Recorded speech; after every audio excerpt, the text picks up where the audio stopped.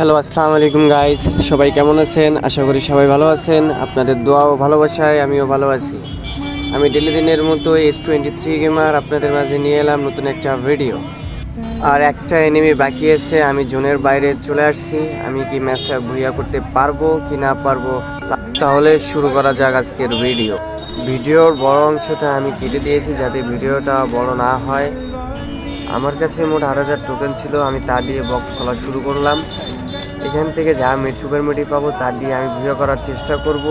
আমার কাছে 8,000-এর ভিতরে এখন মাত্র 5,000 মতন আছে। আমি অনেকগুলো বক্স খুলতে আছি এবং খুলতে থাকবো যতক্ষণ পর্যন্ত আমার টোকেন শেষ না হয়। আমি দেখতে পাচ্ছি যে এখানে অনেক বক্স খোলার পরেও কিন্তু আমি কোনো সুপার মেডি পাচ্ছি না। আমি অনেক ভয় করছিলাম যাতে 8,000 টোকেন খোলার পরেও যদি পর্যাপ্ত সুপার মেডি যদি না পাই তাহলে আমার জন্য ম্যাচটা ভিডিও করা সম্ভব হবে না। এই বক্সে সুপার মেডি বাইর না হওয়ার কারণে আমি চলে এলাম আরেকটা বক্সে, যাতে এখানে যদি সুপার মেডি যদি পাওয়া যায়। এইখানে আমি ইনজেকশন পেলাম, ইনহেলার।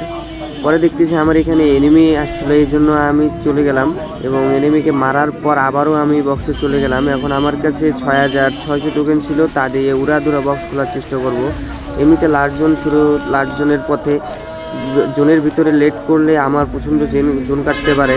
আমার কাছে এখন 23টার মতো সুপার মেডি আছে, তা দিয়ে কি আমি ভুইয়া করতে পারবো? দেখা যাক। আমার ভিডিও যদি আপনাদের ভালো লাগে তাহলে অবশ্যই আমার চ্যানেলটা সাবস্ক্রাইব করে রাখবেন এবং নোটিফিকেশন অন করে রাখবেন, যাতে পরবর্তী ভিডিও ছাড়া মাত্রই আপনারা পেয়ে যান।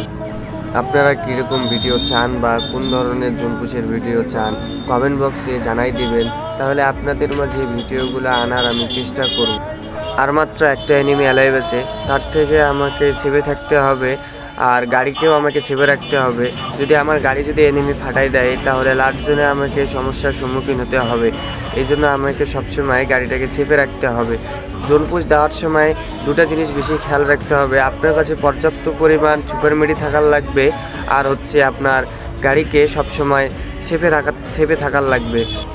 আর একটা মাত্র এনিমি অ্যালাইভ আছে, আর হচ্ছে সে আমার সামনে আছে, আমি তার পিছনে বসে আছি যাতে সে আমাকে মারতে না পারে। আর আমার গাড়িকেও আমি সবসময় চেপে রাখতেছি যাতে আমার গাড়ি ফাটাই যেন না দেয়।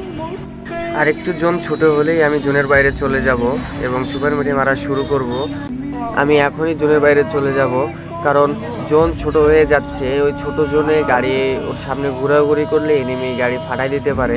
এই জন্য আমি জোনের বাইরে চলে এলাম, কোনো রিস্ক না নিয়েই চলে এলাম, কারণ বেশি রিস্ক নিতে গেলে আমি ওখানে মারাও যেতে পারি। জোনের বাইরে মেডিকেট মারার সময় সবসময় আপনাদের অ্যালার্ট থাকতে হবে। একটু ভুলের কারণেই আপনি এলিমিনেটেড হতে পারেন। গাইস, ভিডিও যদি ভালো লেগে থাকে তাহলে লাইক, কমেন্ট, সাবস্ক্রাইব করে দিবেন।